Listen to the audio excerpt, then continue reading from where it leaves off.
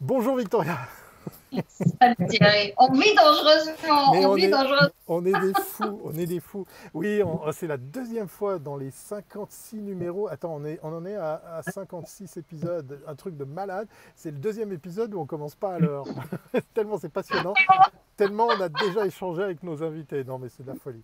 Voilà, on est très content de vous accueillir à la fois à Berne, moi dans la campagne vaudoise. Vous avez reconnu ma newsroom mobile. Voilà, si vous cherchez à savoir qu'est-ce qu'il y a derrière moi, eh bien c'est une partie de ma newsroom mobile. Coucou Yoko.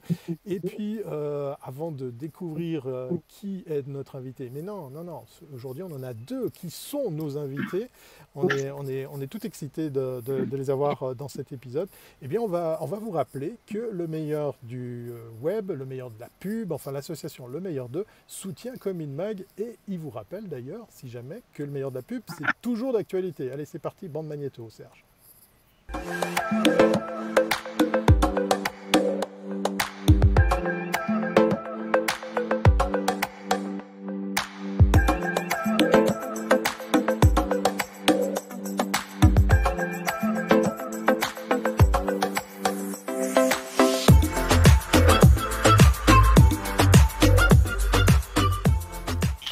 J'adore quand la technique suit et fonctionne. La 4G fait des miracles. Voilà, Comin Mag Live existe grâce à la 4G. Merci Swisscom qui nous donne 0 francs pour ce live.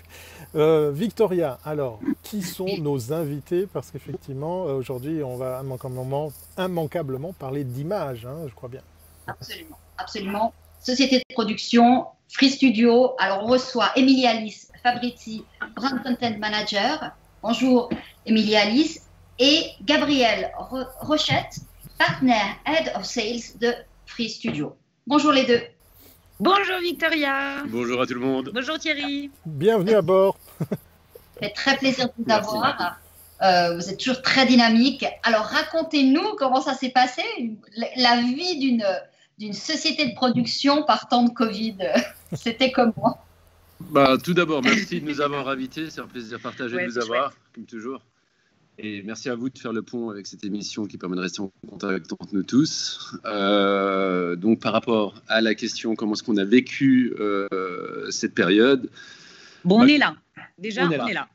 Comme on peut, on va dire, avec pas mal de pragmatisme. On en a profité pour faire certaines choses, faire des adaptations et ainsi de suite. Mais on est content que ça se termine et on est content que ça reprenne, on va dire.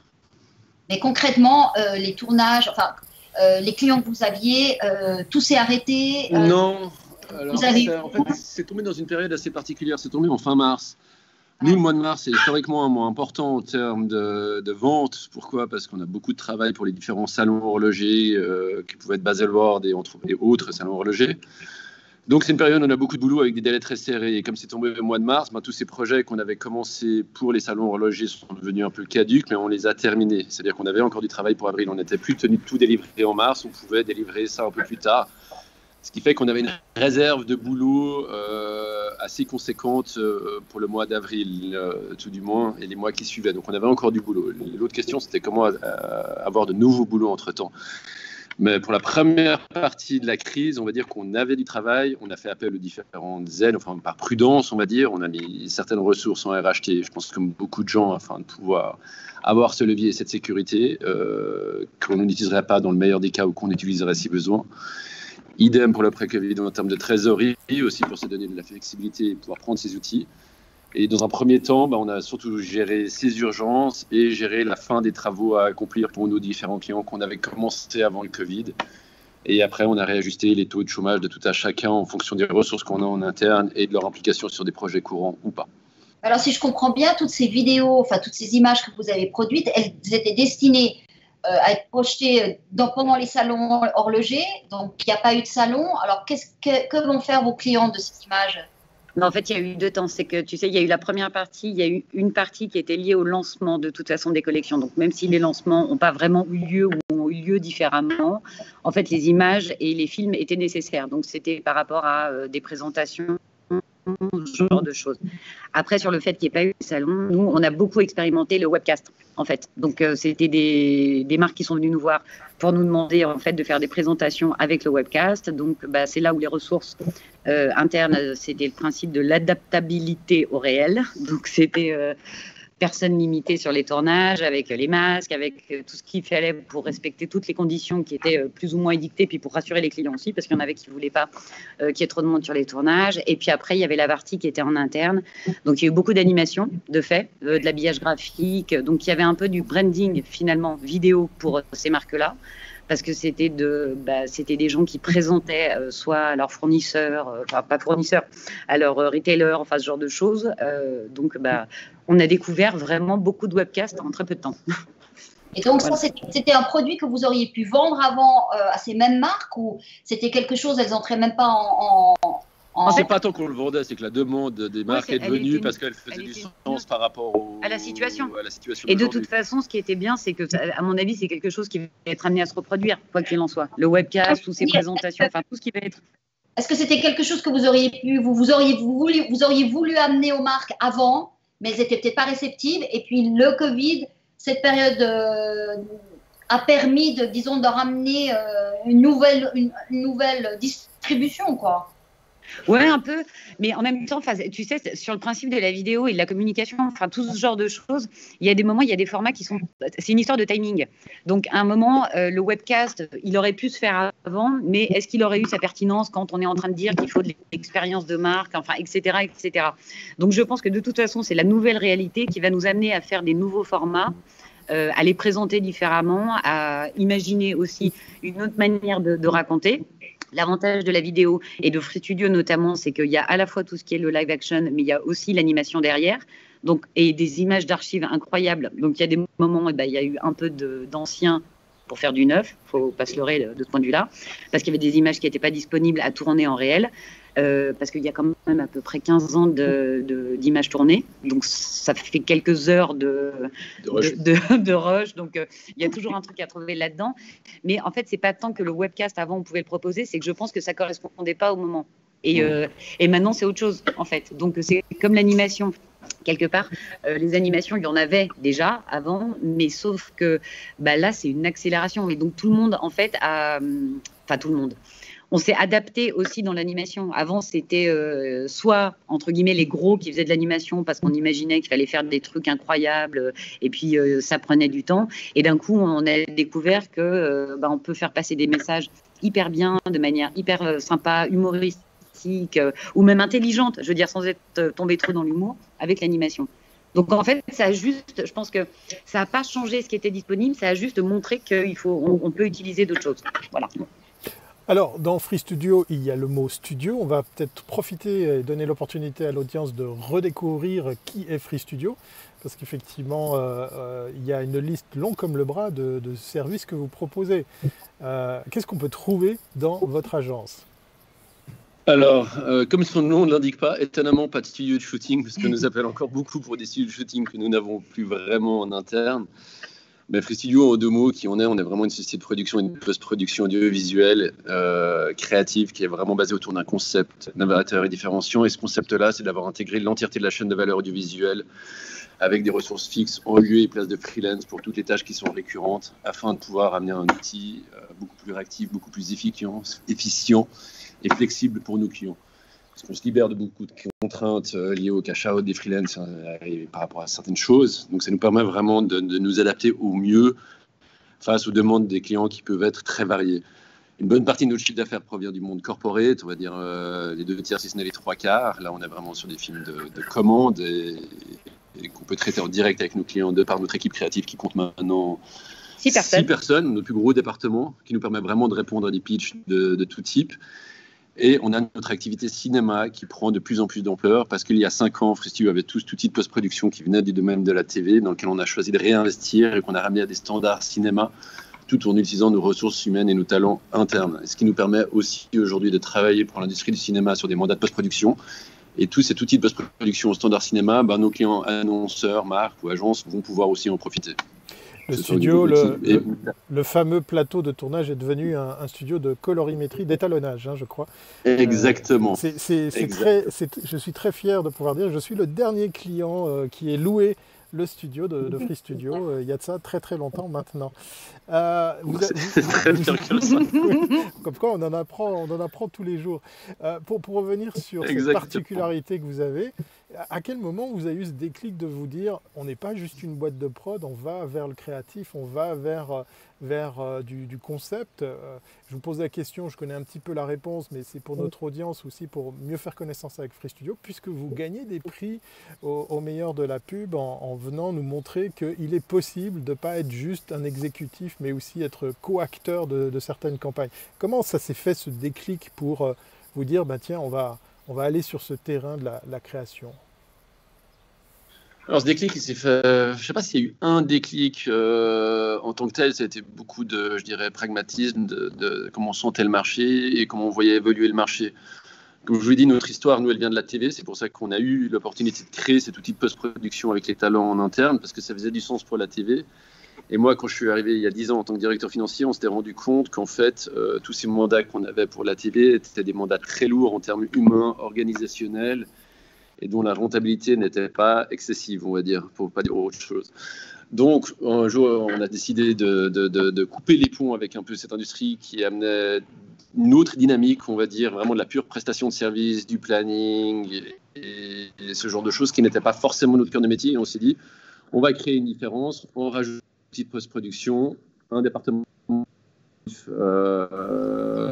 ambitieux, qui va pouvoir utiliser au mieux notre capacité que l'on a à savoir faire de l'image et à savoir raconter des histoires. Je dirais que ça s'est vraiment fait comme ça. Vous intégrez aussi en fonction des mandats des réalisateurs externes. Oui. Vous avez un catalogue de réalisateurs. Ce qu'il faut comprendre, en fait, c'est qu'on parle de ce concept d'avoir internalisé la valeur audiovisuelle avec des employés fixes. Ce n'est pas du tout exclusif. C'est-à-dire que ce qu'on a choisi d'internaliser, ce sont toutes les compétences qui sont récurrentes. Et même par rapport à ce concept-là, au début, on avait vraiment tout. Maintenant, on est revenu un tout petit peu en arrière. Pourquoi ? Parce qu'on voulait aussi se libérer une part de budget au niveau de notre budget annuel pour pouvoir aller chercher des talents là où ils sont, que ce soit un infographiste qui a un univers particulier, un DA qui a un univers particulier qui collera au mieux par rapport au projet du client que l'on a. Donc, on n'est pas du tout enfermé dans ce concept-là. Au contraire, on va prendre les talents là où ils sont lorsqu'ils font du sens par rapport aux besoins des clients. En fait, Thierry, je me permets juste de rebondir pour la suite. Je me permets par rapport à la question. Comment s'est fait le basculement ? C'est parce qu'il y a aussi, ce basculement, il est aussi lié à l'époque. C'est-à-dire que de plus en plus, déjà la vidéo, de fait, c'est devenu le support de communication le plus important, de manière générale. Quand on se rend compte qu'il y a 80% de la communication qui passe par la vidéo, il y a une légitimité, au niveau des marques, donc il y a une légitimité de la Free Studio. Et dans le même temps, il y a eu de plus en plus, en fait, du contenu de communication, mais qui commençait petit à petit à s'inspirer de tout ce qui était sur les courts-métrages. C'est-à-dire qu'on n'était plus là vraiment dans simplement la pub, entre guillemets, comme on la connaissait, la copy strat, un message clé, etc., mais raconter des histoires. Donc le storytelling, donc de la narration, donc un scénariste, un réalisateur, etc. Donc à partir de là, ça se fait un peu naturellement parce qu'il y a chez Free Studio effectivement l'univers de la réalisation, il y a le scénariste et puis petit à petit ça s'agrège en fait et les compétences viennent s'agréger à mesure en fait que effectivement les marques viennent parler de plus en plus en direct à Free Studio. Donc à un moment il y a effectivement de la direction artistique qui vient s'ajouter parce que il y a effectivement le rapport aux réseaux sociaux. On n'est plus seulement dans la publicité avec l'écran, l'achat d'espace qu'on achète pour le spot TV ou ce genre de choses. Donc, on va directement sur Instagram, Facebook, parce que c'est les derniers. Mais disons qu'il y a toute une animation et une manière de présenter le film qui vient avec de l'infographie, de la typo, etc. Et puis, après, petit à petit, les choses se mettent en marche. Et puis, c'est les compétences qui s'agrègent, etc., etc. Si je peux rebondir, Lydie, Alice dit quelque chose d'assez intéressant par rapport à ça. C'est que souvent, en tant que dirigeant, quand on se pose des questions par rapport à là où on veut aller, on réfléchit en ticket associé et souvent on s'est rendu compte qu'en fait c'est les clients qui vont nous amener là où on pensait aller ou pas aller, très souvent, de par les clients qui comprennent comment utiliser Free Studio et parce que le positionnement est quand même un peu particulier, c'est souvent eux qui nous amènent aussi sur différents domaines qui nous font penser qu'on n'avait pas forcément tort par rapport à certaines visions. Et puis c'est chouette pour les équipes parce que en fait d'une certaine manière, même il y a une autonomie qui est donnée sur les équipes en interne. Donc tout le monde quelque part suit vraiment. Ça arrive sur la 3D. C'est vrai que tout ce qui est sur la post-production, les VFX, la 3D, c'est hyper chouette pour eux parce que de plus en plus ils sont sollicités. Donc ça devient un équilibre chouette entre justement le département créa qui a besoin des VFX, qui a besoin de la production, qui a besoin ensuite de la post-production, qui a besoin du son. Et d'ailleurs, l'équipe de son, elle s'est renforcée chez Free Studio parce qu'il y a quelqu'un en interne qui fait carrément de l'identité sonore et des musiques qui sont seulement dédiées aux marques en soi. Donc, c'est beaucoup plus facile pour nous, beaucoup plus facile pour elles. Et puis, c'est absolument génial parce que du début à la fin, en fait, on livre quelque chose qui est fait. Ça, c'est vraiment de la couture. Donc voilà. Donc, tout ça vient petit à petit. Il y a une très belle définition d'Anaïs qui dit « On construit la maison autour des clients, c'est beau ». Salut Anaïs, c'est content de te voir. Merci Anaïs. Merci Anaïs. Au niveau des secteurs, là, vous avez parlé du luxe au départ avec l'horlogerie. Est-ce que petit à petit aussi, vous avez vu arriver, je dirais, des marques qui venaient d'horizons, disons, plus grande consommation ou vous êtes toujours spécialisé sur ou corporate ou alors luxe? Alors, c'est pas tant qu'on est spécialisé dans le luxe par choix, c'est que, encore une fois, c'est les clients qui l'ont fait de par là où on est situé géographiquement et qui est autour de nous. Qui plus est, les marques horlogères dans le luxe sont des marques qui font du sens pour venir travailler en direct avec des boîtes comme les nôtres. Pour tout ce qui est FMCG, c'est des fois un peu différent, surtout à Zurich, où il y a vraiment le réflexe agence qui reste très fortement pour tout ce qui touche à la vidéo. Donc, c'est pas forcément une volonté ou un leitmotiv de Free Studio d'être spécialisé dans le luxe, même si on l'est de facto. Oui, on cherche à se diversifier, à s'élargir, parce que c'est des bons challenges créatifs de pouvoir travailler sur d'autres domaines que le luxe. Mais c'est vrai qu'on est content de cette spécialisation qu'on a, qui nous permet de faire de très très belles choses et d'aller toucher à d'autres domaines. Je prends un exemple, on a pu toucher au domaine de l'automobile avec des marques comme Nissan, Renault, Infiniti. Pourquoi ? Parce qu'ils étaient aussi positionnés en Suisse, mais parce que pour certains clients horlogers, on avait acquis un savoir-faire par rapport à filmer les voitures et ainsi de suite. Donc c'est aussi un peu des projets qui en amènent d'autres et qui donnent d'autres opportunités, quoi. Est-ce qu'on peut dire que les budgets sont des budgets plus importants que ceux qui font de la pub? Ou pas forcément? C'est-à-dire un spot qui passerait, qui serait, disons, utilisable pendant 2 mois. Là, on est sur des courts-métrages, comme tu disais, sur des images qui sont plus longues, qui ont une plus belle facture, qui sont là pour rester... Non, c'est pas ça. Non, alors plus cher, enfin... En fait, si tu veux, Victoria, c'est pas tant ça, c'est juste qu'il y a quelque chose, tu sais, c'est ce principe du contenu. Et en fait, il y a quelque chose qui arrive, et c'est chouette pour nous de ce point de vue-là, c'est qu'il y a différents niveaux de contenu. Alors, c'est vrai qu'il y a encore l'effet publicité, version TV, où on a l'impression qu'il faut y mettre les énormes gros moyens, mais ça aussi, c'est en train de se rééquilibrer. Mais sinon, en fait, c'est de plus en plus, c'est qu'il n'y a plus une seule vidéo. C'est vraiment un écosystème de vidéos, c'est un écosystème de contenu. Donc, quelque part, est-ce que c'est du plus, du moins bon, après, c'est moins tant dans cette fois avec une très bonne image ou ce genre de choses, parce qu'il y a le spot TV. Il faut faire du bon, mais qui va pouvoir être découpé d'une certaine manière. Donc, en fait, c'est plusieurs contenus. Mais pour répondre à ta question par rapport au budget, je dirais que non, c'est des budgets a priori plutôt moins importants que pour un spot pub à proprement parler, où la marque va mettre peut-être plus de moyens que dans un film dédié au web pour sa plateforme, on va dire. Donc, par contre, ces budgets-là ont tendance un peu à augmenter avec toutes les différentes déclinaisons qu'il peut y avoir, parce que oui, on s'occupe des vidéos, mais on peut aussi faire tout ce qui est les stories. Et de plus en plus, on a pas mal de mandats photos parce que ça fait simplement du sens et que ça appelle aux mêmes compétences. Alors là, oui, par rapport aux photographes, on a des réseaux de photographes avec lesquels on travaille. Mais du coup, ces mandats grandissent en termes de taille parce qu'ils sont un peu plus complexes et on travaille de plus en plus. Spots, publicité. Pour nous, sincèrement, quand les briefs arrivent, c'est nettement plus intéressant parce qu'il faut le penser enfin, c'est une narration beaucoup plus large. Donc, c'est chouette. C'est pas seulement une fois, ça y est, OK, il y a un message à faire passer. Donc, on est obligé d'aller bien identifier la marque. On est obligé de voir ce qu'elle fait. Enfin, quasiment toutes les compétences. Et l'arrivée d'Amélie, ça allait dans ce sens d'ailleurs, parce qu'avec ses compétences, nous, ce qu'on souhaitait, c'était pas se limiter à faire du film de commande. On nous commande un film, on livre un film. Ce qu'on souhaitait, c'était vraiment non seulement pouvoir être capable de répondre aux briefs créatifs, mais aussi d'un point de vue stratégique, challenger la marque, challenger ses besoins et voir si on pouvait aller plus loin que ce qu'elle avait envie de faire et pour avoir une force de proposition aussi un peu plus importante. Mais d'un point de vue créatif, c'est beaucoup plus demanding, si on peut le dire comme ça. Ouais. Parce que une vidéo qui passe sur un réseau social, elle a une durée de vie maximum d'1 semaine. Donc, ça veut dire qu'il faut après trouver des idées. La campagne que vous aviez faite pour Chepard avec Luc, là, magnifique. parce qu'il fallait décliner quelque chose, un concept, et il fallait en décliner. Il y avait énormément de vidéos, donc 18 18 voilà. 18 imagines. Donc une idée, c'est facile à avoir, mais 18 bonnes idées, c'est pas du tout donné. Hein. Mais c'est un exemple assez intéressant que tu dis, parce que Chopard fait partie typiquement de ces clients historiques qui nous connaissent très bien, qui nous fait confiance et qui ont très bien compris la manière d'utiliser Free Studio. Et typiquement par rapport à ce projet-là, c'était des projets pour lesquels on n'avait pas vraiment reçu de brief. On a vraiment nous-mêmes réfléchi à une idée. Typiquement, c'était, je crois, pendant l'été, vacances légères oblige, les équipes créaient un peu moins de boulot. On essaie de mettre ce temps à partie pour essayer d'arriver avec des propositions créatives vers nos clients, même si on ne nous a pas demandé. Et si l'idée est bonne, ça peut donner des choses comme ce projet Chopard-là.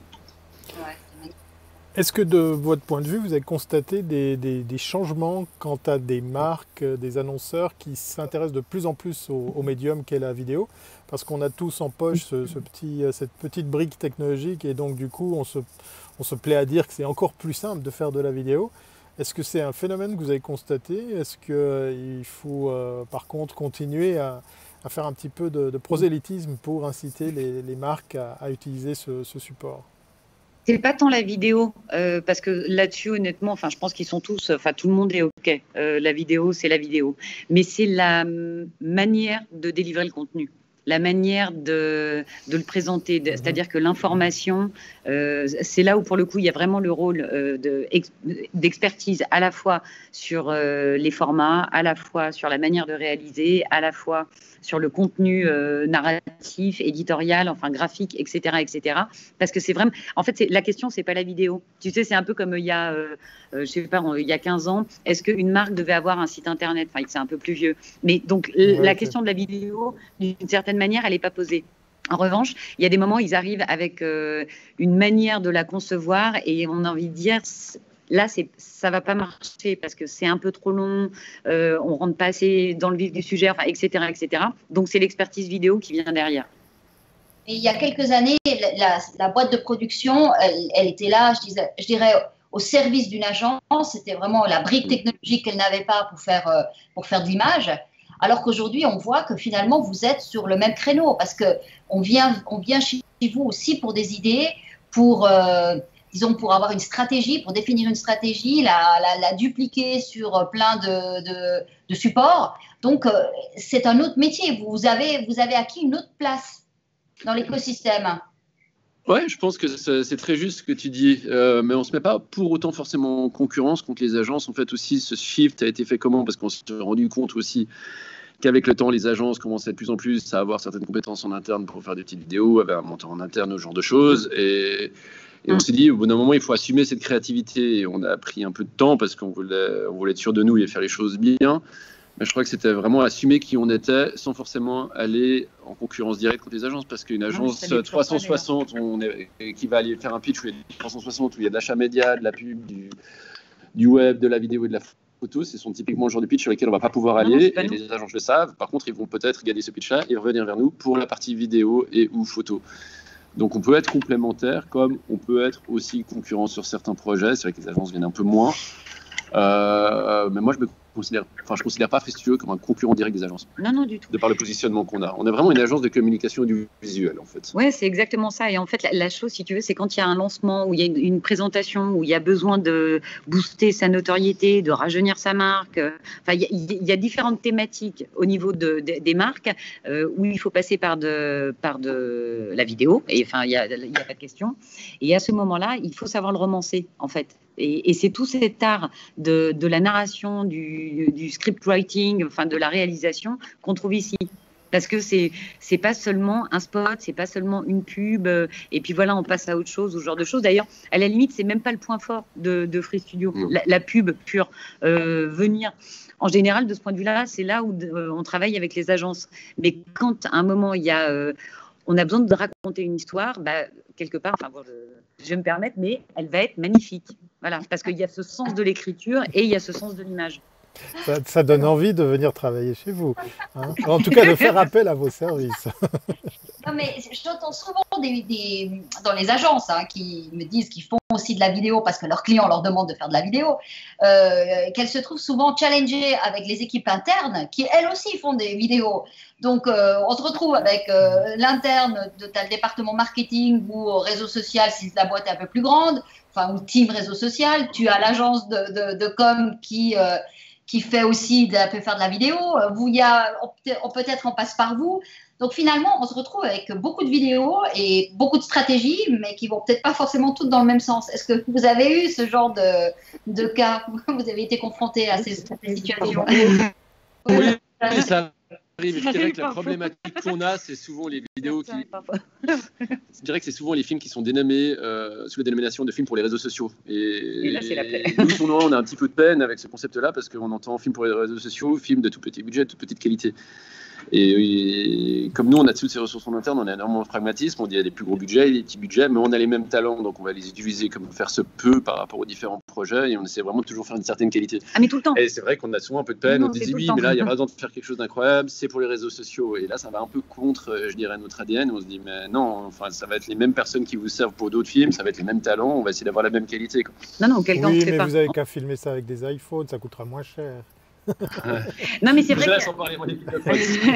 Mais c'est vrai qu'il y a des moments, en fait, il y a, je pense qu'il y a des pitchs auxquels il faut pas répondre finalement, parce que c'est pas nous, parce que ça dévalorise tout, parce que en fait il n'y a pas les compétences. Il y a des choses sur lesquelles quand d'un coup il faut faire du 100% stories, mais vraiment dans ce côté live instantané, on n'a pas en fait on n'a pas de plus-value. Donc on sait ce qu'on peut faire. On sait aussi très bien nos limitations, là où on ne peut pas aller, mais chaque jour on découvre des nouvelles choses qu'on peut faire de par les talents et l'outil qu'on a. C'est ça qui est assez sympa en fait. Et en même temps, vous obtenez et vous obtenez une légitimité sur la créativité, la production de contenu adapté, puisque la Victoria parlait de cet exemple de la campagne Chopard. Nous, on est amoureux de cette campagne parce qu'effectivement, quand on trouve une idée, une bonne idée, une deuxième, mais autant, ça relève effectivement de la maîtrise. Donc, c'est ces choses-là qui ont, convaincu vos clients à aller faire appel à vos services, parce qu'effectivement... Ouais, enfin, on le répète. C'est pas que de la vidéo, on le répète quoi. souvent quand même. Hein. Ouais. Non, c'est tout notre portefeuille client, les portefeuilles de films que l'on a. La campagne Chopard dont vous parlez en est un parmi d'autres, même si c'est un film très important. On a eu différents vraiment films un peu clés qui nous ont permis d'ouvrir différentes portes et ainsi de suite. Je dirais. Mais on le répète quand même. Oui. On est obligé de... Oui, parce que justement, notre positionnement est un peu particulier, mais ça, c'est quelque chose d'assez intéressant aussi par rapport à la crise Covid, c'est qu'on a aussi profité de ce temps, on avait quand même certes un peu moins de boulot, pour retravailler notre positionnement. Je peux vous dire en primeur, un nouveau site internet va arriver pour Free Studio, on a réfléchi vraiment avec un nouveau département, on s'est dit, les gens sont là, on en profite et on essaye de justement de travailler sur ce positionnement, qui n'est pas forcément toujours facile à expliquer, mais moi que j'aime bien, parce que c'est ce qui crée notre unicité. Et quand je vais présenter Free Studio à des marques, ils se disent tiens, c'est vraiment quelque chose de différent. Et il y a ce côté un peu, ils ont l'impression de découvrir une petite pépite, même si elle a 30 ans d'âge, une boîte un peu différente. Et je trouve qu'on a du coup, c'est ce qui nous rend aussi intéressant, quoi. Mais on a beaucoup travaillé là-dessus, donc c'est une manière de profiter de la post-Covid. Alors, ça redémarre ou ça redémarre pas chez vous?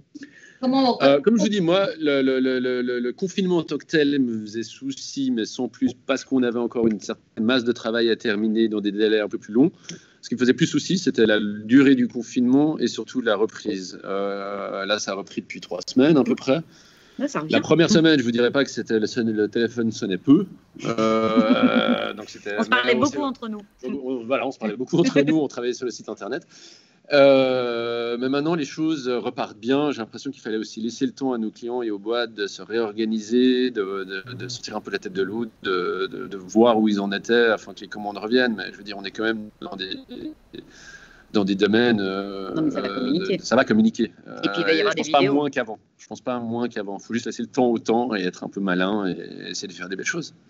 D'accord. Donc, parce qu'on essaie aussi au travers ces lives essayer d'avoir un peu une vision de ce que va être l'économie dans les mois qui viennent. Et c'est vrai que le volume des investissements publicitaires est une indication, mais aussi toutes les les retours d'informations qu'on a des agences par rapport à leurs clients, aussi des petits KPIs, mais disons, ça nous permet un petit peu de voir comment est-ce que vous sentez. Donc, vos clients qui vous disent, ils sont inquiets, pas inquiets, ils vont s'en sortir. Il y a des questions qui se posent, bien sûr. Il y a pas mal de... Ça dépend aussi de la taille de nos clients. Il y en a qui naviguent plus à vue que d'autres en fonction de leur taille, de leurs contraintes financières ou opérationnelles. Mais je dirais que moi, en étant aussi directeur financier de Free Studio, c'est vrai que les temps ne sont pas évidents. Là, je ne vais pas vous le cacher. Ce n'est pas une période super évidente. Mais je pense qu'il peut y avoir des bonnes choses à tirer. Je pense sincèrement que c'est en train de bien repartir. Là, on a beaucoup de pitch, on a beaucoup de concours. Alors, est-ce qu'on les gagnera tous? J'espère, mais je ne sais pas. Mais il y a du boulot qui rentre. Non, ça bouge bien là depuis 2 semaines. Je pensais que ça allait prendre plus de temps pour se réveiller, pour être franc. Après, il faut que ça se concrétise en chiffres et en travail concret. Mais... Ah ouais. Non, mais pour nous, c'est une bonne nouvelle parce que c'est vrai que le but, c'est qu'il faut que ça redémarre, quoi. Voilà. Non, mais il faut. Le système, on est tous dans le même écosystème. Donc, si ça s'arrête pour un, ça s'arrête pour tous. Donc, voilà. Les sociétés sont comme nous, nos clients sont comme nous, elles doivent vendre, elles vont devoir rattraper l'invendu qui a été fait ces derniers mois. Après, nous, ce qu'on espère, c'est que les marques aient bien compris quand même ce qui se jouait, aient bien compris l'époque, qu'il va falloir, elles aussi, pas qu'elles se repositionnent, parce que ça, je ne me permettrai pas, mais qu'elles aussi prennent conscience qu'il y a eu un peu des changements. Voilà. Il y a des choses qui ont été accélérées par ce moment-là, donc en espérant nous aussi qu'elles l'ait compris pour que, parce que si ça marche bien pour elle, ça marche bien pour nous aussi. Non, c'est clair. C'est vrai que le luxe, avant la crise et après la crise, c'est plus la même chose. Voilà. Ça va un peu se redéfinir de fait. Donc voilà, j'en sais rien. Après, peut-être que finalement, ça va repartir exactement de la même manière.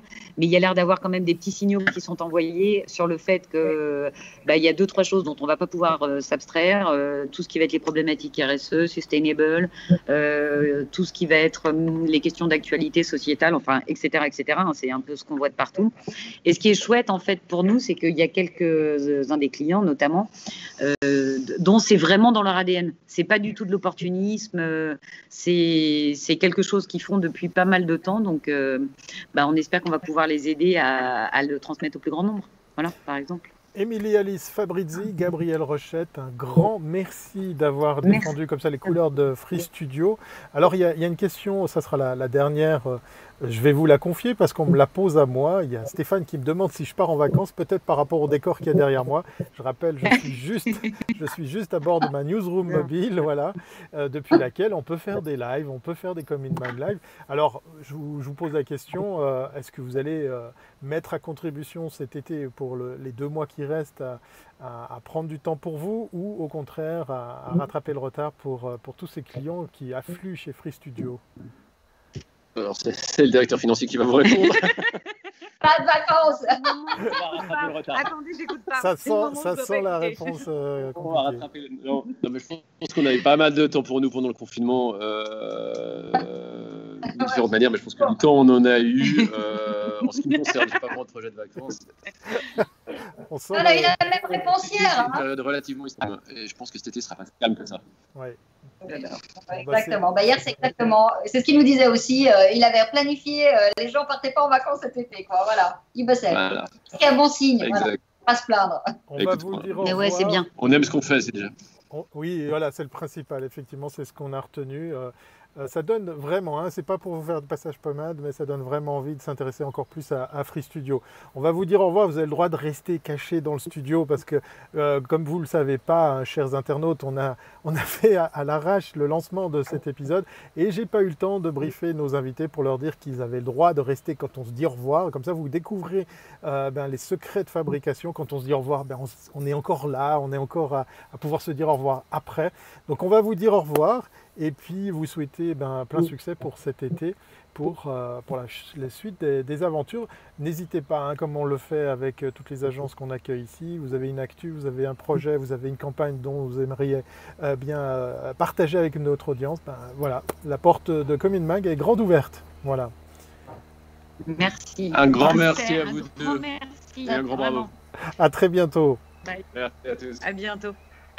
Victoria, il est temps aussi de nous dire au revoir. Voilà, c'est la fin de cette émission. C'était de nouveau un épisode super, super intéressant, super intense. On apprend plein de trucs. Mais on adore. Moi, c'est franchement tout. Ouais, donc, du coup, j'invite les agences à s'inspirer de tout ça, parce qu'effectivement, comme on le disait, comme on ne le répétera jamais assez, c'est l'occasion de voir qu'est-ce qui se passe chez les autres. Et puis, voilà, on fait de belles découvertes. En l'occurrence, Free Studio à Genève. Et demain, journée découverte, vendredi. Donc, encore voilà, des surprises. Ah oui, mais toujours. Bon, alors peut-être que je ferai la non-surprise d'être à nouveau à bord de Yoko pour le live qui nous attend demain. On verra, ça dépend. On verra la météo. Allez, portez-vous bien et à très bientôt, c'est pas avant. Et surtout à demain à 15h. Voilà. Évidemment.